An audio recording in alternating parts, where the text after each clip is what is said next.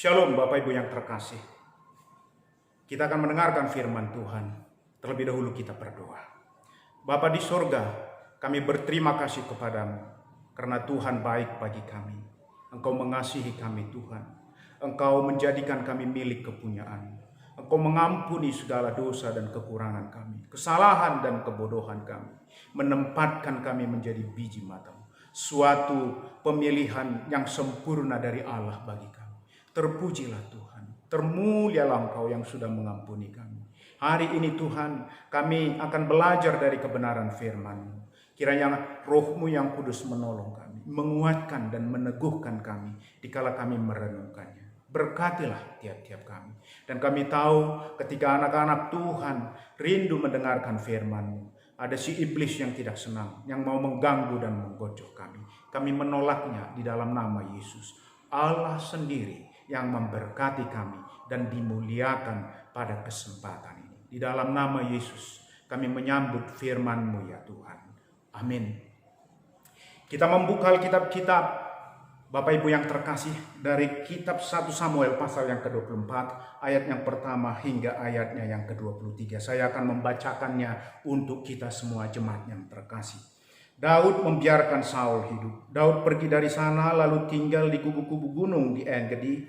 Ketika Saul pulang sesudah memburu orang Filistin itu, diberitahukanlah kepadanya demikian, ketahuilah Daud ada di padang gurun En-Gedi.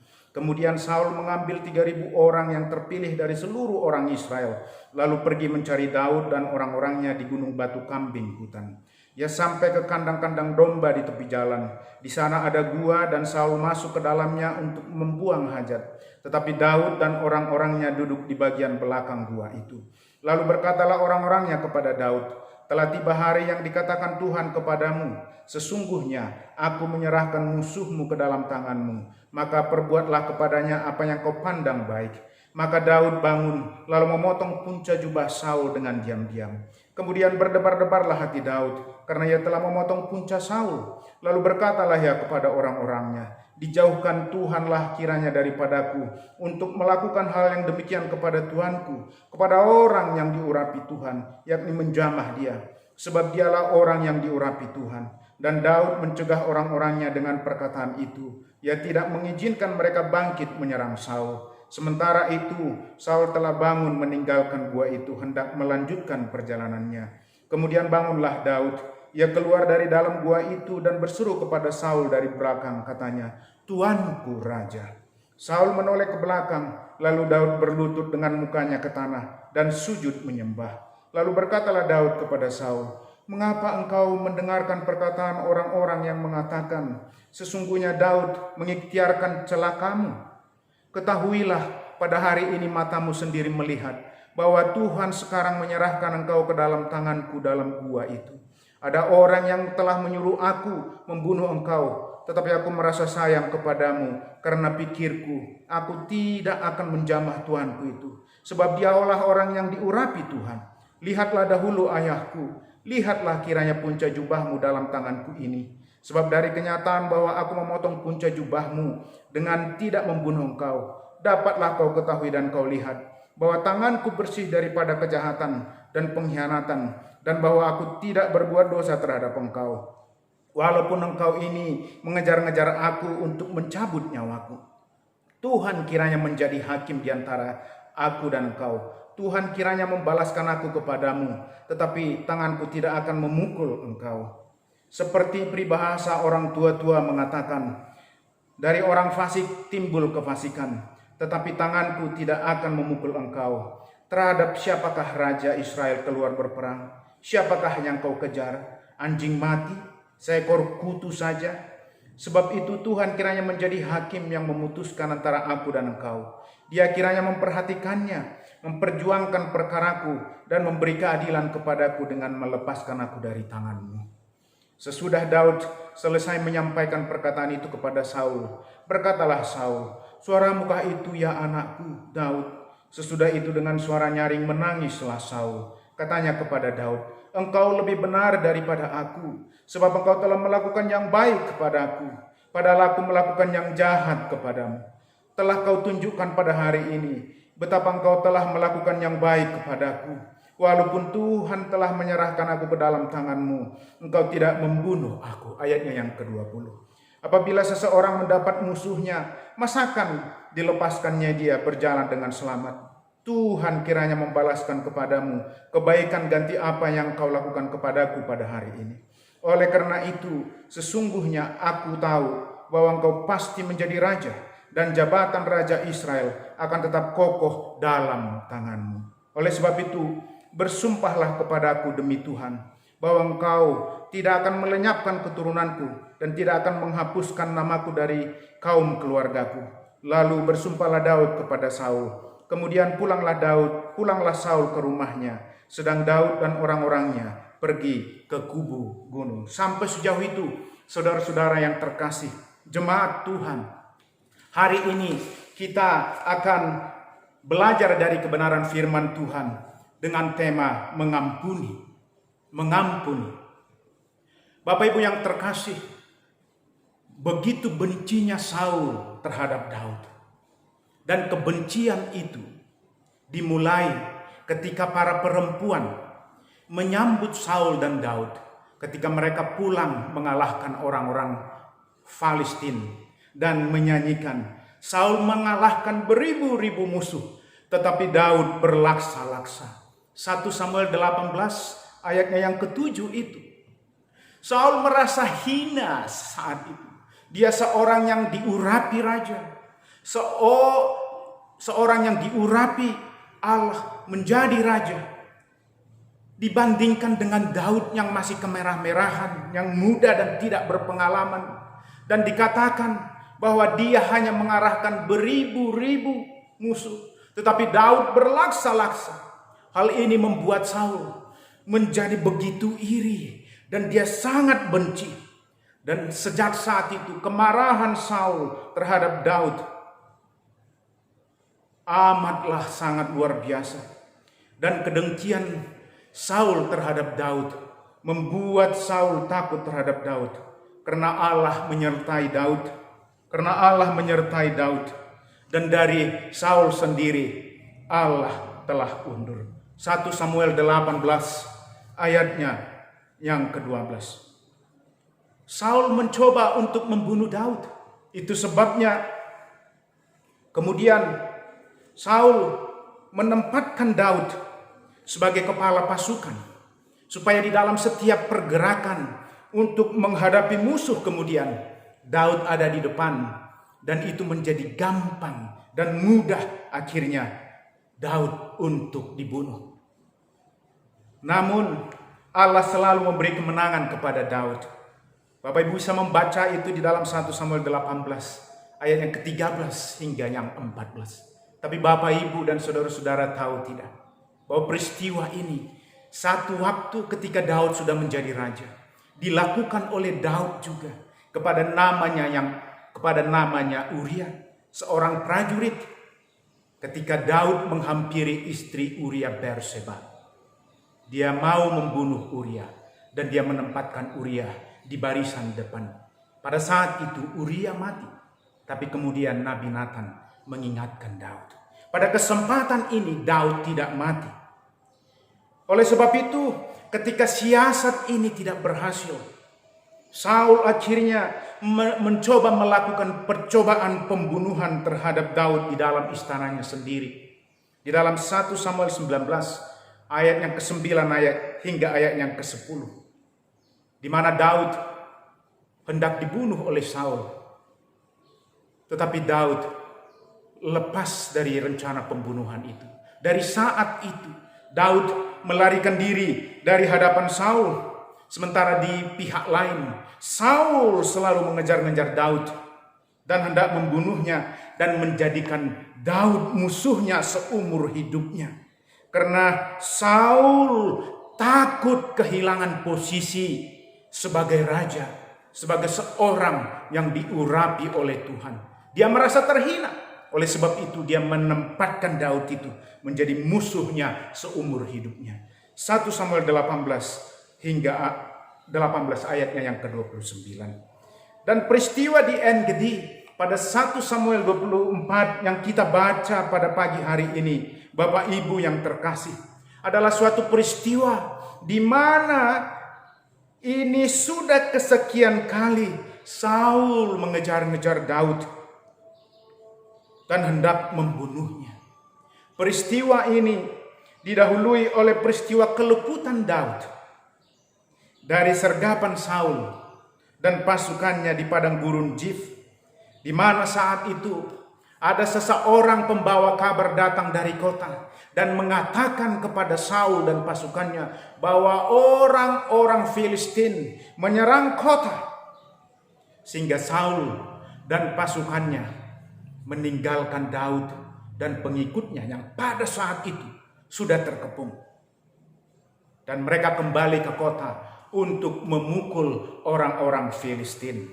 Sehingga tempat ini kemudian oleh Daud dan pengikut-pengikutnya dikenal sebagai Gunung Batu Keselamatan. 1 Samuel 23 ayatnya yang ke-28. Namun Bapak Ibu yang terkasih, saking bencinya Saul kepada Daud, ketika dia mendengar bahwa Daud dan orang-orangnya ada di En-Gedi, dia langsung mengarahkan 3.000 pasukan setelah mereka mengalahkan orang Filistin di kota, tanpa ada istirahat, tanpa ada memulihkan tenaga. Oleh karena kebenciannya kepada Daud, dia mempersiapkan pasukan khusus dan mengejar Daud dan ke-600 orang pengikutnya di Gunung Batu Kambing Hutan. Suatu jumlah pasukan yang tidak seimbang dengan apa yang dimiliki Daud. Bukti betapa bencinya Saul kepadanya dan ingin menghabisi Daud dengan segera. Ini kita lihat di dalam 1 Samuel pasal yang ke-24, ayat yang pertama hingga ayat yang keempat, Bapak Ibu, dari bacaan kita hari ini. Betapa bencinya Daud. Tanpa memulihkan tenaga, dia mengejar Daud yang ada di En-Gedi dengan ke-600 pengikutnya itu.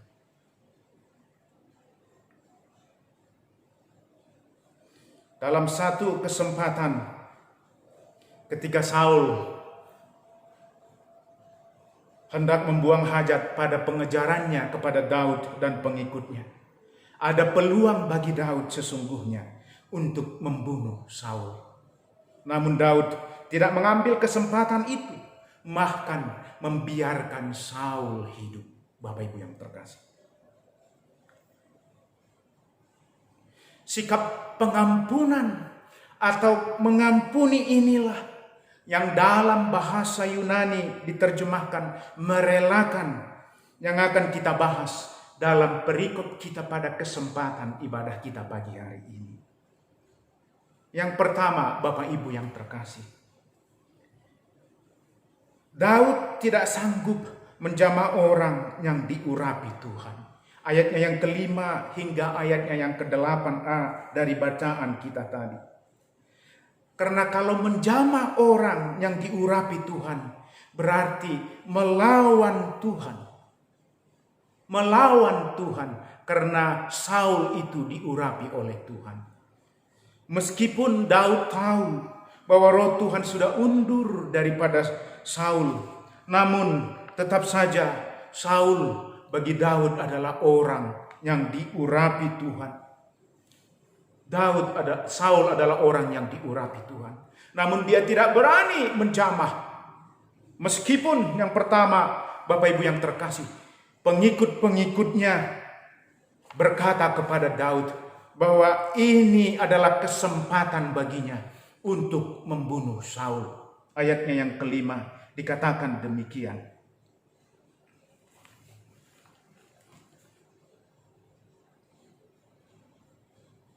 Lalu berkatalah orang-orangnya kepada Daud, telah tiba hari yang dikatakan Tuhan kepadamu.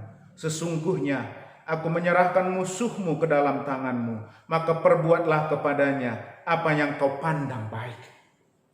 Ada kesempatan bagi Daud untuk membalaskan kegeraman hatinya terhadap Saul. Ada peluang itu. Ada peluang itu. Bahkan yang kedua, Bapak Ibu yang terkasih, Di dalam kesempatan itu di ayat yang kelima dikatakan, maka Daud bangun lalu memotong punca jubah Saul dengan diam-diam. Coba bayangkan Bapak Ibu yang terkasih, kalau punca jubah Saul saja sudah dipotong oleh Daud, itu berarti jarak di antara mereka hanya beberapa sentimeter saja. Kalau Daud mengayunkan tombak atau pedangnya terhadap Saul, pastilah pada saat itu Saul itu sudah akan mati.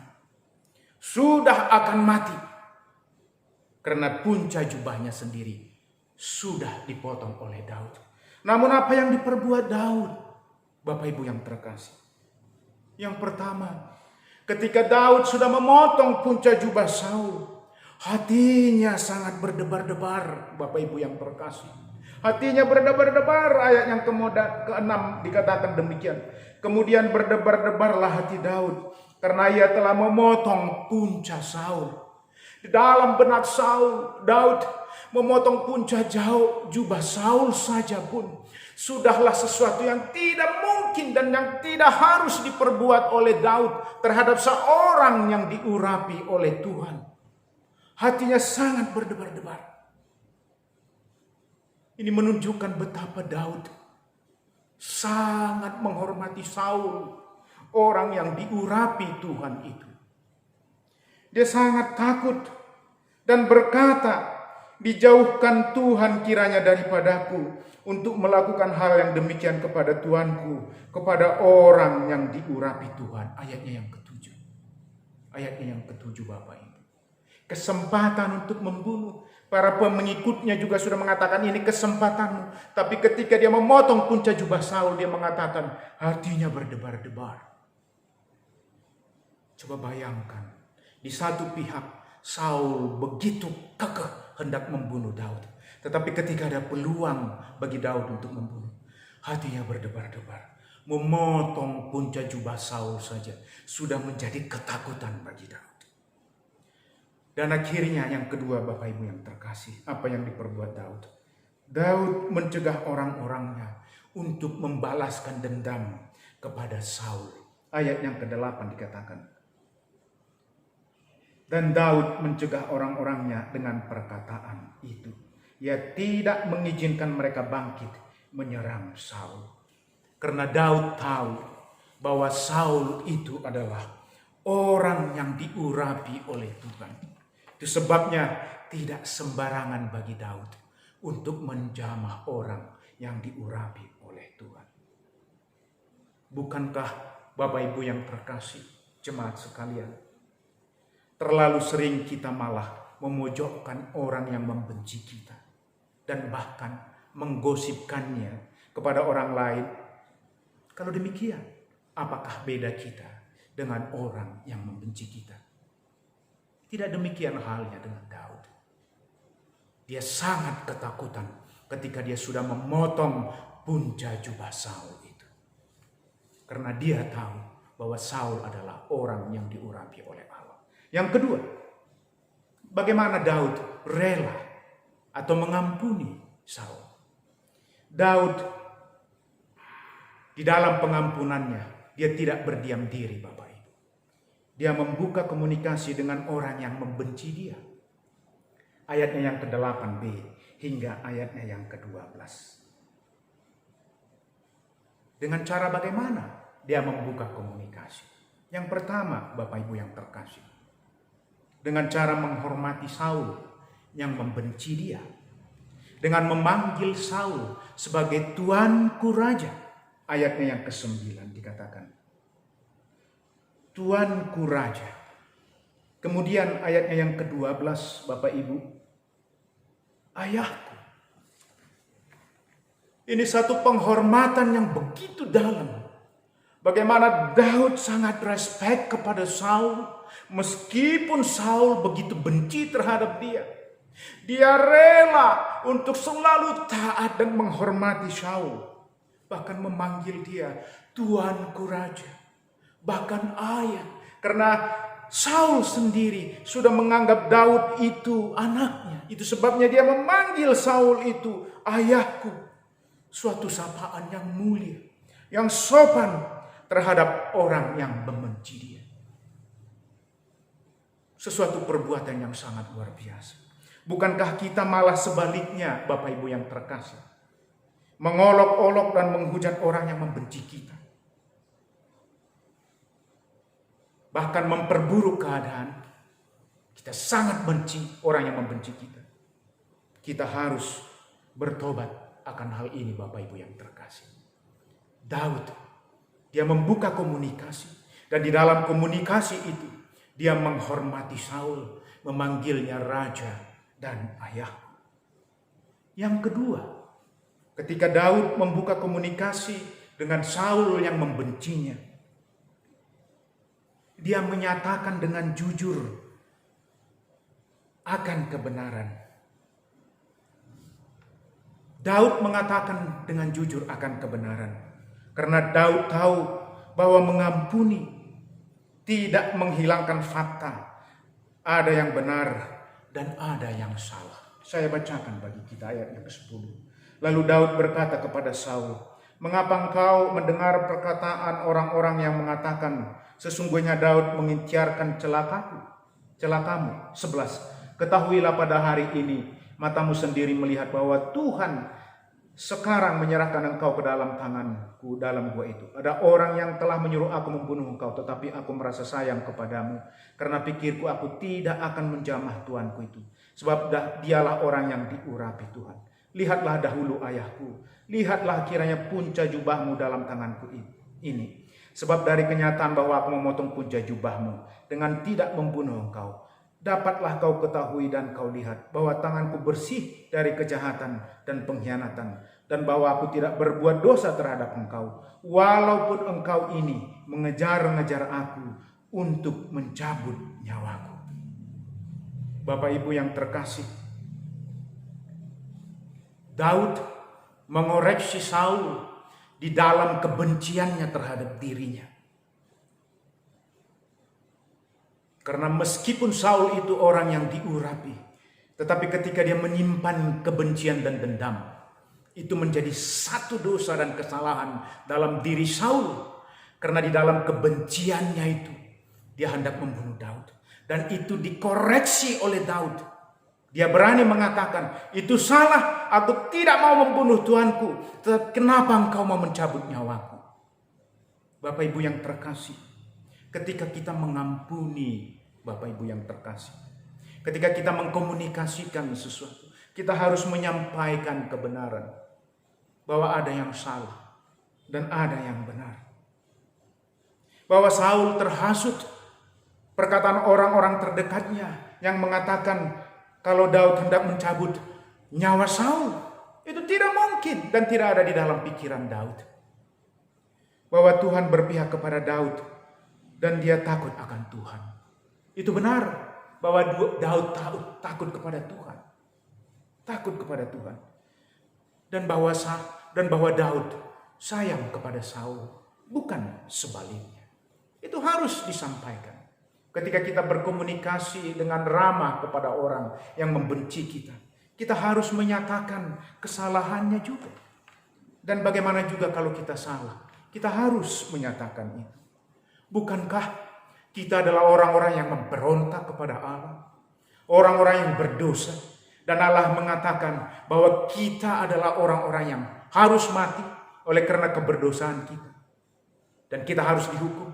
Tetapi di dalam kasih-Nya, Dia datang dan mengampuni kita, orang-orang yang berdosa. Kesalahan harus dinyatakan, kebenaran juga harus dinyatakan. Pengampunan Allah bekerja di dalamnya. Yang ketiga, kenapa Daud mampu merelakan Saul atau mengampuni dia?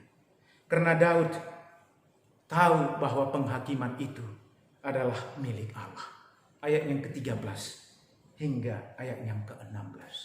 Bukankah Alkitab mengatakan bahwa penghakiman itu adalah hak Allah? Penghakiman itu adalah hak Allah. Pembalasan itu hak Allah. Janganlah kita membalas kejahatan dengan kejahatan, namun sebaliknya dengan kebenaran. Ayat yang ke-13. Tuhan kiranya menjadi hakim di antara aku dan engkau. Tuhan kiranya membalaskan aku kepadamu, tetapi tanganku tidak akan memukul engkau. Ada peluang bagi Daud, dengan tangannya sendiri dia bisa membunuh Saul. Tapi karena dia tahu, karena dia mengampuni, dia merelakan Saul bebas. Karena dia tahu Allah lah di dalam Tuhan Yesus yang akan menjadi hakim antara Daud dan Saul. Dia tidak mau melumuri darahnya ini. Oleh karena kebencian, tidak. Meskipun Saul benci terhadap dia, tapi dia tidak mau melumuri darahnya. Karena Daud itu orang yang karena Saul itu orang yang diurapi Tuhan. Dan penghakiman bukanlah hak Daud. Dia tahu itu. Bapak Ibu yang terkasih, bukankah dalam hidup kita langsung hendak mau memukul orang yang membenci kita?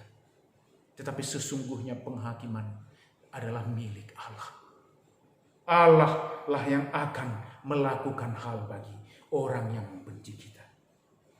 Yang kedua Bapak Ibu, bahwa penghakiman itu adalah milik Allah. Yang kedua, ketika kita mengampuni, itu menunjukkan perbedaan antara orang benar dengan orang tidak benar. Ayat yang ke-14 dikatakan, seperti peribahasa orang tua-tua mengatakan, dari orang fasik timbul kefasikan, tetapi tanganku tidak akan memukul engkau.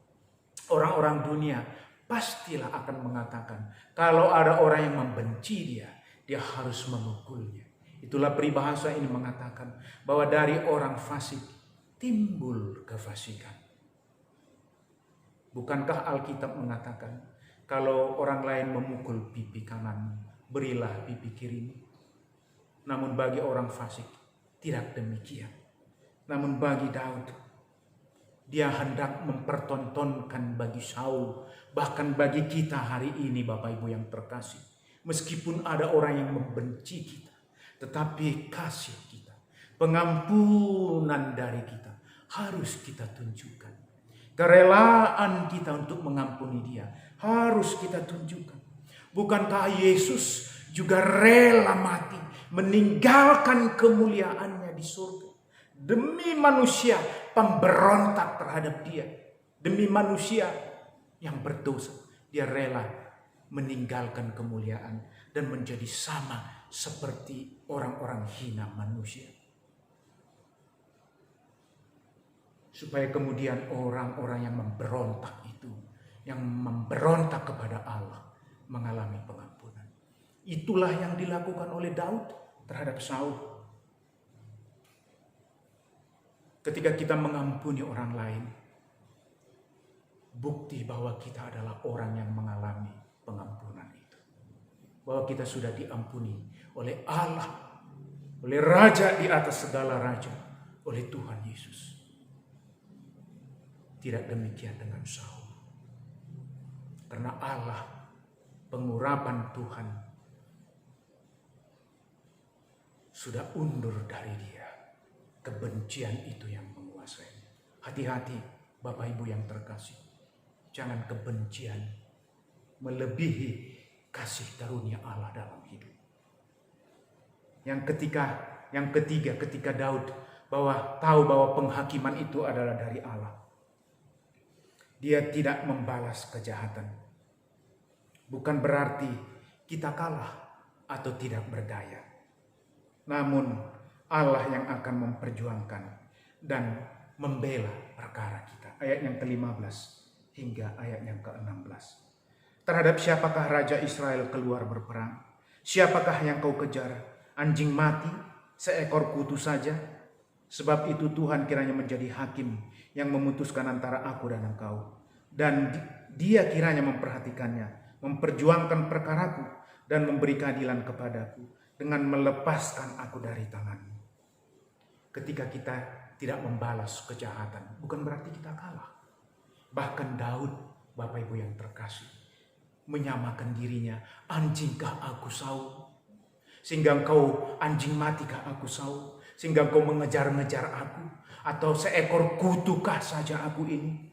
Sehingga 3.000 pasukan terlatih mengejar-ngejar aku dan hendak membunuh aku. Sudah begitu hinakah aku, Saul, di hadapanmu? Dan begitu jahatkah aku di hadapanmu? Lihatlah, Saul, bahwa Daud ini adalah seorang pribadi. Bukan anjing mati yang begitu gampang saja untuk akhirnya dibunuh oleh Saul. Daud mau mengatakan, ketika dia tidak membalas, bahkan kalaupun dia direndahkan seperti seekor anjing mati, bahkan seekor kutu busuk saja pun, namun Daud tetap berbangga bahwa Allah lah yang akan memberikan pembalasan, memberikan penghakiman. Daud tahu bahwa dia bukan anjing mati. Dia adalah pribadi yang juga disayangi oleh Allah, yang juga menjadi target di mana Allah akan menyelamatkan Daud. Demikianlah pandangan Daud terhadap Saul. Dia melihat Saul itu menjadi pribadi, bukan seperti Saul memandang Daud seperti anjing mati dan yang sangat rendah, tapi Daud memandang Saul sebagai pribadi yang menjadi alat tujuan kasih Allah, sehingga dia tidak mau membalaskan kejahatan dengan kejahatan. Dia sangat mengasihi, dia merendahkan diri.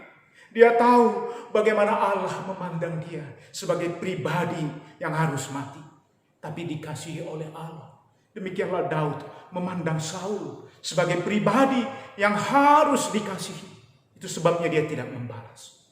Bapak Ibu yang terkasih, penghakiman itu dari Allah. Jangan membalaskan kebencian orang lain dan kejahatan orang lain dengan kejahatan. Lihatlah bahwa dia adalah pribadi sama seperti dirimu. Pribadi yang diselamatkan oleh Tuhan, menjadi target di mana Tuhan mengampuni. Lihatlah itu. Engkau juga harus mengampuni pribadi itu yang sudah membencimu, bahkan menganggapmu tidak apa-apa, bahkan lebih kecil daripada pribadinya. Lihatlah bahwa dia adalah pribadi, target di mana kasih Allah harus dinyatakan. Sama seperti kepadamu. Bukankah akhirnya Bapak Ibu yang terkasih, kita terlalu sering mencari penghakiman kepada orang lain yang tidak percaya, sehingga membuat suasana menjadi keruh. Lihatlah bahwa Allah memandang kita pribadi yang harus diselamatkan. Demikianlah orang yang membenci kita adalah pribadi-pribadi yang juga adalah target di mana kasih Allah, pengampunan Allah akan sampai kepada mereka. Yang keempat, kenapa Daud mengampuni Saul? Karena Daud tahu bahwa kebenaran akan muncul ke permukaan. Ayat yang ke-13 hingga ayatnya yang ke-23.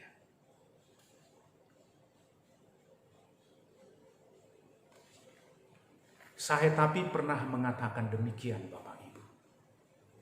Seberapa kencang pun perlakuan yang jahat, kecerobohan, kecongkakan, kebencian berlari kencang, sekencang apapun untuk menutupi segala kebusukan dan kebohongan, keberdosaannya. Tapi kebenaran pada satu waktu tertentu akan muncul ke permukaan. Daud tahu, Bapak Ibu, bahwa kebenaran akan muncul ke permukaan. Kalau kita baca ayat yang ke-17 hingga ayatnya yang ke-23 ini, kita melihat yang pertama di ayat yang ke-17 itu. Ketika Daud membuka segala sesuatu dan mengatakan bahwa penghakiman itu milik Allah, bukan dari dirinya, dan bahwa ada kesempatan bagi Daud untuk membunuh Saul, tapi dia tidak melakukannya. Akhirnya Saul menangis. Saul menangis. Dia malu kepada Daud. Dia malu kepada Daud. Saul yang merasa seorang yang diurapi Tuhan, hari ini dia melihat Daud yang dipandangnya tidak apa-apa, masih kemerah-merahan dan tidak mempunyai pengalaman itu, malah sangat mengasihi, menghormati dia, memanggilnya raja dan menyebutnya ayahku. Akhirnya Saul menangis dan malu di hadapan Daud. Menangis dan malu. Setelah Daud selesai menyampaikan perkataan itu kepada Saul, berkatalah Saul, "Suaramukah itu, ya anakku Daud?" Sesudah itu dengan suaranya nyaring, menangislah Daud. Bapak Ibu yang terkasih, karena pengampunan yang disampaikan oleh Daud, dia akhirnya menangis. Sesungguhnya pengampunan yang diberikan oleh Tuhan Yesus kepada kita membuat hati kita porak-poranda dan hancur. Dan kita bisa menangis, mengatakan, "Tuhan, aku berdosa kepadamu. Aku memberontak kepadamu. Ampunilah." Kebenaranlah yang muncul ke permukaan, Bapak Ibu. Namun terkadang, terlalu sering juga kita membuang air mata. Tapi air mata itu hanya sebatas air mata. Karena pada kesempatan ini Saul menangis. Namun pada kesempatan berikutnya, Saul terus mengejar Daud dan hendak membunuhnya. Itu sebabnya saudara-saudara yang terkasih, diperlukan penyesalan yang betul-betul dalam dari diri kita ketika kita sudah diampuni Tuhan. Keinsafan ketika orang lain sudah mengampuni kita. Kita pun harus mengampuni dan betul-betul insaf. Dan mau menerima pengampunan. Yang kedua, Saul mengakui bahwa Daud benar dan Allah di pihaknya. Karena Allah sudah menetapkan dia menjadi raja, menggantikan dirinya. Bayangkan, akhirnya Saul mengakui bahwa Allah sudah menetapkan Daud ini menjadi raja. Dan Nabi Samuel sudah mengurapi Daud di tengah-tengah keluarganya untuk menggantikan Saul. Itu tidak terbantahkan, Bapak Ibu. Seberapa keras pun Saul mengejar Daud, seberapa banyak pun pasukan harus dikejarnya. Oleh karena Saul ingin mempertahankan posisi dan kedudukannya sebagai raja. Tapi ketika Allah sudah undur dari dia dan Allah sudah berpaling kepada Daud, seberapa besar pun kekuatan yang dikerahkan tidak akan mungkin untuk mengalahkan Daud. Demikian jugalah dalam hidup kita, Bapak Ibu yang terkasih. Seberapa hebat pun kita hendak menghancurkan seseorang, oleh karena kita merasa kita lebih benar, kita merasa kita diurapi, kita merasa bahwa kita adalah hamba Tuhan, orang pilihan. Namun kalau kebencian ada dalam diri kita, kita ketakutan kehilangan posisi kita. Orang lain yang dipilih Tuhan bangkit, menyatakan karyanya. Tidak akan mungkin, Bapak Ibu yang terkasih, kita membatalkan karya itu. Saul tidak akan mungkin membatalkan karya pemilihan Allah terhadap Daud. Dan bahwa Daud itu akan menjadi raja. Akan menjadi raja. Dan itu kebenaran firman Tuhan. Dari keturunan Daud kemudian akan ada juru selamat. Itulah Yesus Kristus, raja di atas segala raja. Dan dari raja di atas segala raja itu, pengampunan itu kita terima hari ini. Kita yang berdosa dan mati, diampuninya. Dan itu kebenaran. Yang ketiga, ketika kebenaran muncul ke permukaan, harus ada komitmen untuk memelihara satu dengan yang lainnya. Ayatnya yang ke-22 hingga ayatnya yang ke-23. Ketika Saul sadar bahwa dia salah, bahwa dia hendak membunuh Daud, dia mengetahui bahwa Allah sudah undur dari dia dan pengurapan ada pada Daud. Akhirnya dia mengambil komitmen dan mengatakan kepada Daud, "Ingatlah akan daku dan akan keturunanku, dan janganlah dicoreng namaku di dalam keturunanku." Dan Daud berkomitmen tidak akan mencoreng itu. Bahkan Daud mengingat anak Jonathan yang timpang itu, Mephiboset. Dia menolong anaknya, itu keturunan Saul. Sebab itu janji Daud terhadap Saul. Demikian jugalah kasih Allah atas kita, Bapak Ibu yang terkasih. Ketika kita membuka hati menerima Yesus menjadi Tuhan dan Juru Selamat, menerima pengampunan dari Allah, Allah berjanji penyertaannya atas hidup kita. Rohnya diberikannya kepada kita. Bahkan roh ini untuk mengajari kita memperoleh segala sesuatu hingga pada waktunya. Dan Allah berjanji menyediakan tempat di surga bagi kita. Dan penyertaannya sempurna selama kita ada di dunia ini.